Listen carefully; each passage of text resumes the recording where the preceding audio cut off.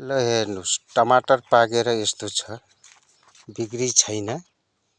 किसानले गर्ने अब के? यसको केही छ त? बनायो, बेच्ने बेलामा भाउ हुँदैन। अब हामीले किसान गरेर बाँच्नु पनि नसकिने अवस्थामा भएछौँ हामी। नगरौँ त के नगरौँ? हुर्केको अब किसानी नै हो। किसान गरेर नै हुर्किने हाम्रो अब रहेछ।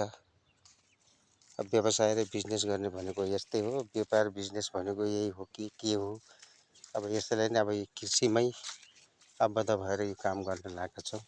ल हेर्नुहोस् त यो टमाटरको गति के गर्ने? यस्तो फसी किसान उँभो कहिले लाग्ने? यति गाह्रो छ बाँच्नलाई। ल हेर्नुहोस् टमाटरहरूको यस्तो छ।